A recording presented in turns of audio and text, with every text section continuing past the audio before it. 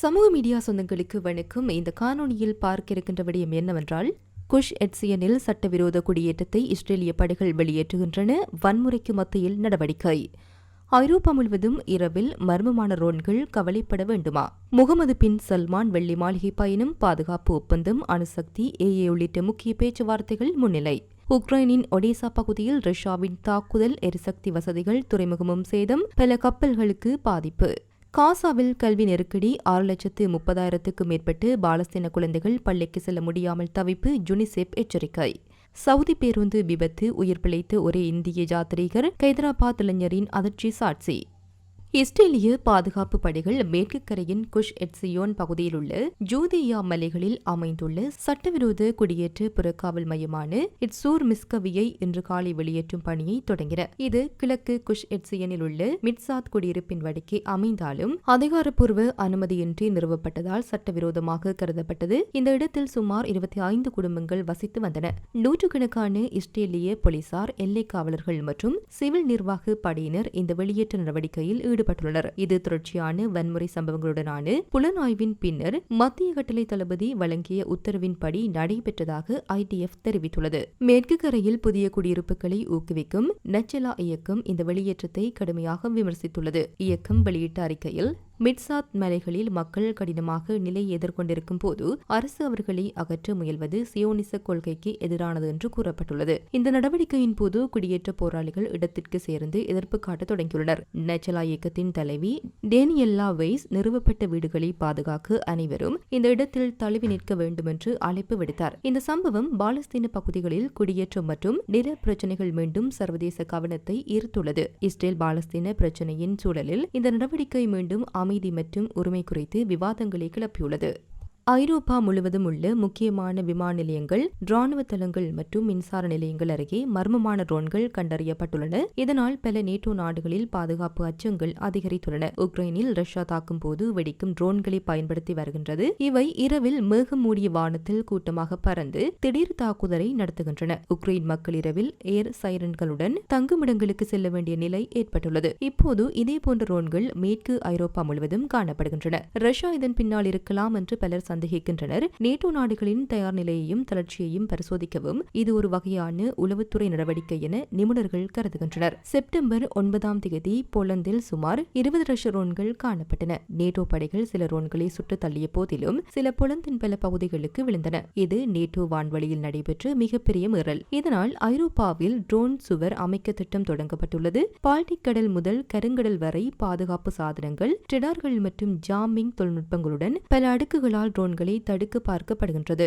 ஐரோப்பிய ஒன்றியத்தால் இந்த திட்டம் முன்னெடுக்கப்படுகின்றது. 2027க்குள் செயல்படும் என்று எதிர்பார்க்கப்படுகின்றது. ஆனால் நிபுணர்கள் இது முழுமையாக செயல்படக்கூடியது அல்ல என்று எச்சரிக்கின்றனர். நோர்வே, பெல்ஜியம், ஜெர்மனி, டென்மார்க் போன்ற நாடுகளில் ஏற்கனவே ட்ரோன் கண்காணிப்பு தொழில்நுட்பங்கள் உள்ளன. எனினும் 100% பாதுகாப்பு பெறுவது சாத்தியமல்ல என்றும் இது மிக அதிக செலவாகும் என்றும் கூறப்படுகின்றது. பெரும்பாலும் இந்த ட்ரோன்கள் எந்தவொரு வெடிப்பொருட்களையும் ஏந்தவில்லை. ஆனால் அவை முக்கியமான உள்கட்டமைப்புகளை கண்காணிக்க பயன்படக்கூடும். குறிப்பாக பெல்ஜியத்தில் உள்ள நேட்டோ தலைமையகம், ஜூரோக்ளியர் போன்ற நிதி நிறுவனங்கள் குறித்த கண்காணிப்பு எச்சரிக்கையை தூண்டியுள்ளது. பாதுகாப்பு நிபுணர்கள் ஒரே குரலில் வலியுறுத்துவது, இது எதிர்கால போர்களில் ஒரு முக்கிய அச்சுறுத்தலாக மாறிவிடக்கூடும். அதனால் ஐரோப்பா முழுவதும் ஒருங்கிணைந்த நடவடிக்கைகள் அவசியம்.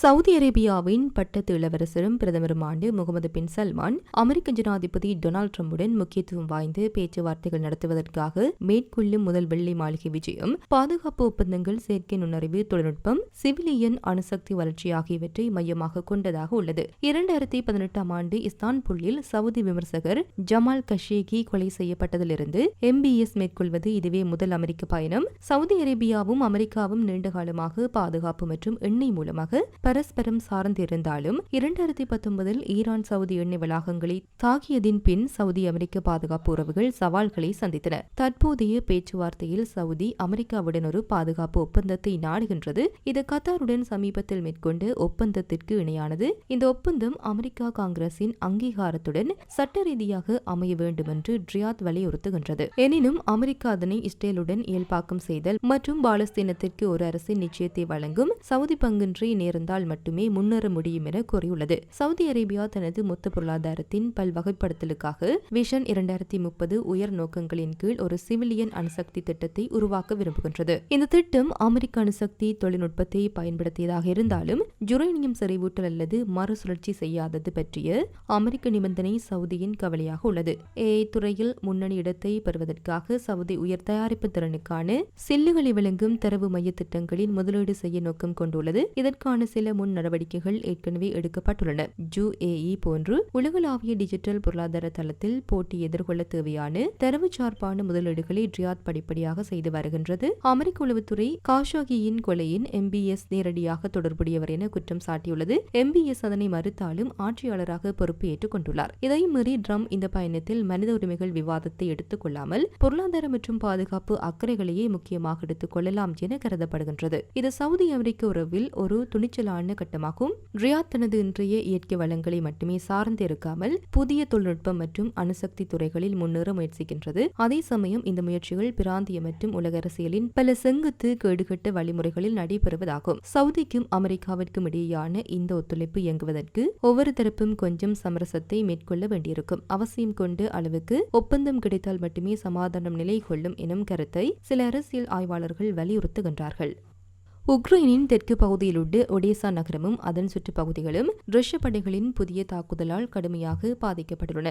ரஷ்யா பயன்படுத்திய கமிகாஷி ட்ரோன் மூலம் நடைபெற்ற இந்த தாக்குதலில் பிராந்தியத்தின் பல எரிசக்தி வசதிகளும் துறைமுக உள்கட்டமைப்பும் சேதமடைந்தது. ஒடேசா பிராந்திய ராணுவ நிர்வாக தலைவர் ஓலே கிப்பரின் தகவலின்படி பல பொது கப்பல்கள் தாக்குதலால் சேதமடைந்துள்ளன. மேலும் ஒரு நபர் காயமடைந்தார். உக்ரைன் மீட்பு படையினர் உடனடியாக தீயணைப்பு நடவடிக்கையில் ஈடுபட்டு சேதத்தை கட்டுக்குள் கொண்டு வந்தனர். இந்த தாக்குதலுக்கு பின் சுமார் 32,000க்கும் மேற்பட்ட வீடுகளுக்கு மின்சாரம் தடை செய்யப்பட்டுள்ளதாக உக்ரைனின் DTEK நிறுவனமும் மாநில அவசர சேவை துறையும் அறிவித்துள்ளன. அவசரமாக தற்காலிக மாற்றுப்பாதைகள் அமைக்கப்பட்டு சுமார் 4,000 வீடுகளுக்கு மீண்டும் மின்சாரம் வழங்கப்பட்டுள்ளது. மீதமுள்ள குடும்பங்களுக்கு பழுது நீக்கும் பணிகள் நடந்து வருகின்றன. ஒடேசா பகுதியில் கடந்த சில வாரங்களாக ரஷ்யாவின் தாக்குதல்கள் தீவிரமாக நடைபெற்று வருகின்றன. சமீபத்தில் சூரிய மின் நிலையம் உள்ளிட்ட பல முக்கிய எரிசக்தி நிலையங்கள் தாக்குதலால் சேதமடைந்துள்ளது. அக்டோபர் 22 அன்று மட்டுமே 14,000 வீடுகளுக்கு மின்சாரம் தடை ஏற்பட்டது. ஒடேசா பகுதி உக்ரைனின் முக்கிய எரிசக்தி மற்றும் துறைமுக மையங்கள் ஒன்றாக இருப்பதால் இக்கட்டத்தில் இந்த தாக்குதல்கள் பெரும் பொருளாதார மற்றும் மனிதாபிமான நெருக்கடிகளை ஏற்படுத்தியுள்ளது. காசாவில் நடைபெற்ற 2023 அக்டோபர் 7ஆம் தேதி தொடங்கிய போரினால் 6,30,000க்கும் மேற்பட்ட பாலஸ்தீன குழந்தைகள் கல்வி இழந்துள்ளனர் என்று யுனிசெஃப் தெரிவித்துள்ளது. இவ்வளவு பேரில் வெறும் 1,00,000 குழந்தைகள் மட்டுமே தற்போது தற்காலிக பள்ளிகளுக்கு திரும்பியுள்ளனர் என யுனிசெஃப் கல்வித்துறையின் அதிகாரியான ஜூனிஸ் கிரிக்ஸ் கூறுகின்றார். ஐநா பாலஸ்தீன அகதி முகாம் நிறுவனம் UNRWA உதவி முகாம்களிலும் இடம்பெயர்ந்த மக்கள் தங்கும் பள்ளிகளிலும் சுமார் 40,000 மாணவர்களுக்கு ஒப்பந்த அடிப்படையிலான கல்வி கற்று வருகின்றனர்.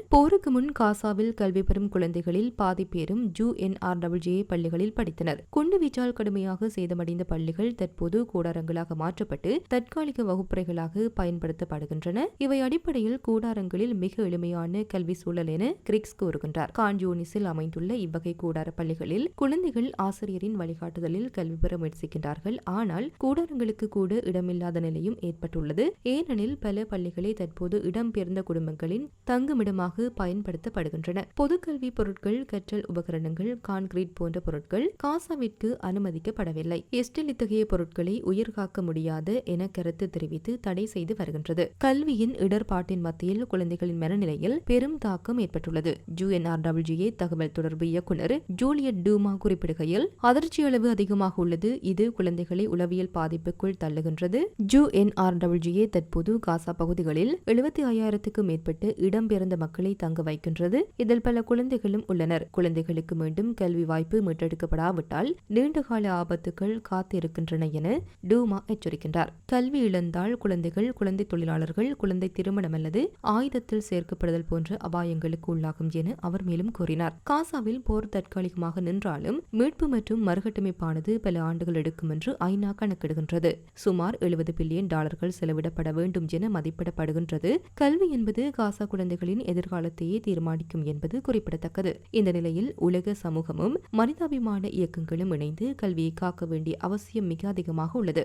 சவுதி அரேபியாவின் புனித நகரமான மதீனா அருகே இந்திய யாத்ரீகர்கள் ஏற்றி சென்ற பேருந்து டீசல் லோரி நேருக்கு நேர் மோதி தீப்பிடித்ததில் 42 பேர் உயிரிழந்த சோக சம்பவம் அனைவரையும் அதிர்ச்சியடைய வைத்துள்ளது. இந்த பயங்கர விபத்தில் ஒரே உயிர் பிழைத்தவர் ஹைதராபாத்தை சேர்ந்த 24 வயதான முகமது அப்துல் ஷோயப் என்பவர். ஹைதராபாத்திலிருந்து புனித உம்ரா யாத்திரைக்காக பயணித்த 54 பேர் கொண்ட குழுவினர் நவம்பர் 9 அன்று ஜெட்டாவுக்கு வந்தனர். அதன்பின் மெக்காவில் வழிபாடு முடித்த பின்னர் நவம்பர் 17 அதிகாலை 1:30 மணியளவில் மதீனாவுக்கு பயணம் செய்த போது பேருந்து டீசல் லோரியுடன் மோதி தீப்பற்றி எரிந்தது. பயணிகள் பெரும்பாலும் தூங்கிக் கொண்டிருந்ததால் உடனடியாக தப்பிக்க முடியாமல் தீச்சுடரில் பலர் உயிரிழந்தனர். இவர்களில் பெரும்பாலும் தெலுங்கானாவை சேர்ந்தவர்கள். இந்த பேருந்தில் ஓட்டுநரின் அருகில் அமர்ந்திருந்த முகமது அப்துல் ஷேஜப் தான் காயங்களுடன் உயிர் தப்பிய ஒரே நபர். அவரை உடனடியாக சவுதியின் அரசு மருத்துவமனைக்கு கொண்டு சென்று சிகிச்சை அளிக்கப்பட்டு வருகின்றது. இருப்பினும் அவரது உடல்நிலை குறித்து தெளிவான தகவல்கள் வெளியிடப்படவில்லை. இந்த சம்பவம் குறித்து வெளிநாட்டு அமைச்சர்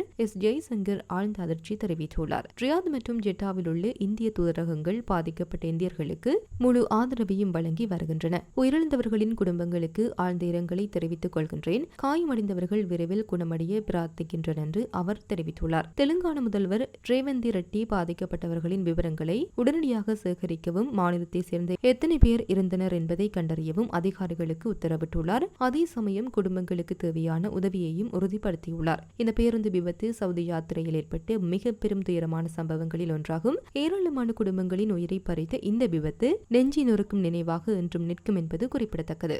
இத்துடன் குறித்த காணொளி நிறைவு பெறுகின்றது. இது தொடர்பிலான உங்களுடைய கருத்தை கமெண்ட் வாயிலாக தெரிவிக்கலாம். இது போன்ற பல செய்திகளை தெரிந்து கொள்ள நம்முடைய சமூக மீடியா யூடியூப் சேனலை சப்ஸ்கிரைப் செய்து அருகிலுள்ள பெல் பட்டனை கிளிக் செய்யுங்கள். மேலும் செய்திகளை உடனுக்குடன் தெரிந்து கொள்ள சமூகமீடியா.com என்ற இணையதளத்தின் வாயிலாக எங்களுடன் இணைந்திருங்கள்.